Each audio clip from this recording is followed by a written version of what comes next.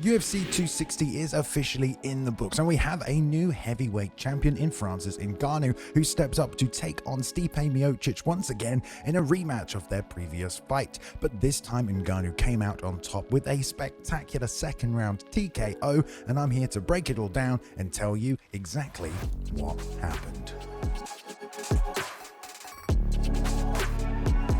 Welcome to the first episode of What Happened. Now, this is a new series that should show up every week or so, depending on the main events on Saturdays. Today, we'll be taking a look at the finishing sequence and how that occurred. So, without any further ado, let's jump in and take a look at what happened. This is the start of the finishing sequence here.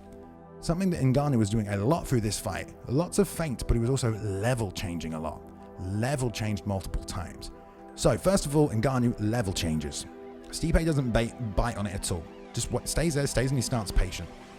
Francis comes back up, level changes again, and this time he pulls Stipe down with him. Stipe expecting a body shot, expecting maybe even a takedown, considering that Ngannou landed one earlier on, but I don't think that's the case. But he baits on it, he pulls him down as well, and instead of standing and coming back up, Stipe actually takes a step back and retreats and resets his footwork, does his little bounce shuffle that he does. Ngannou this whole time remains still, does not move, stays there.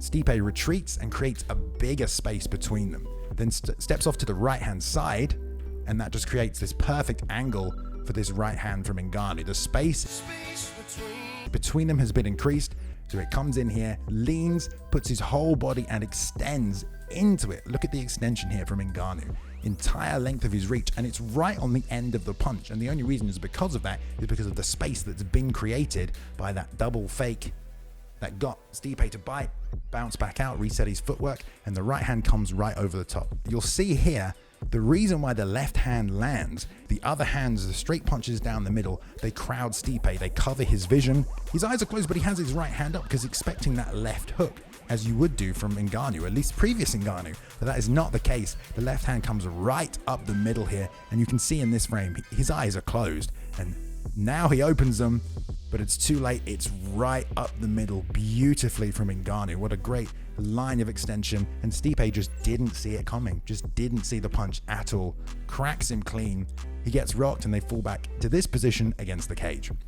Now we see him here in the clinch, framing with the right hand against the hips to control, and at this point takes his right hand back and pushes with the left, and there he comes to set up that rear uppercut. Now I don't know how Stipe ate this shot, because this is beautiful work. Frame with the right, release as you step back, and then comes in with that rear uppercut, which is just beautiful here. But as Stipe retreats, this is where Ngannou makes a little mistake here, as he steps in to catch him and jumps in with this beautiful leaping hook.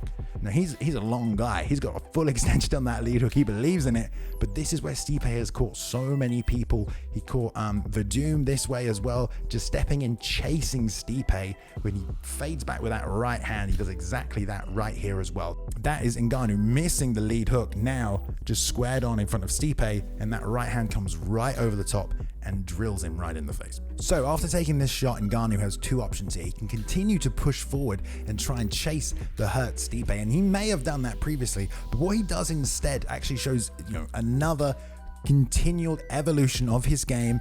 Waits here, eyes are open, ready to load, bouncing, lead foot is up, and he actually just level changes a tiny bit, steps through as Stipe comes straight back in and loads up on the lead hook. Stipe lands here as well, but Stipe steps in with the jab. And the reason I think Stipe steps back in is because he heard him. He thinks he heard him with that right hand. He's knocked people out like that before. Thought he caught him clean with the right hand, stepped back in to throw another one, but he just gets met with that lead hook by Ngannou, and it's beautifully timed right on the chin and just puts him out. So this is what I want to talk about here for the final section.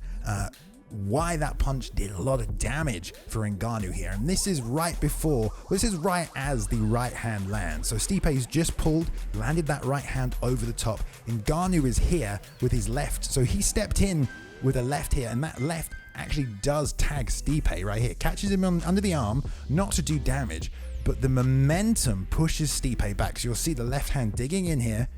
He recoils and goes backwards because of the push, and watch Stipe's feet here. So he's square, steps, and watch his back left foot as he moves backwards, plants the foot, and transfers all of that momentum from Francis's jumping lead hook, gets caught with it, falls back, stops, and then jumps back in with all that momentum here. So takes it, rolls, and darts in.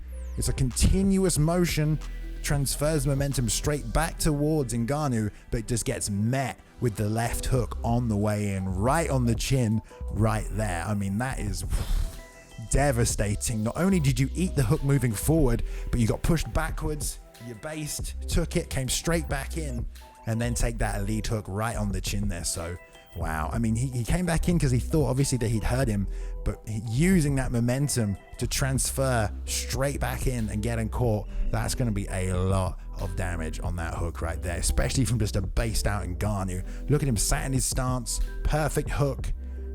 His weight's low, right on the chin, and this right hand that follows up, not necessary, but there you go. So everybody, that was what happened at UFC 260, and we have a new heavyweight champion in Francis Ngannou. I hope you enjoyed this video. Let me know if you did in the comments, and hopefully you can look forward to more as well.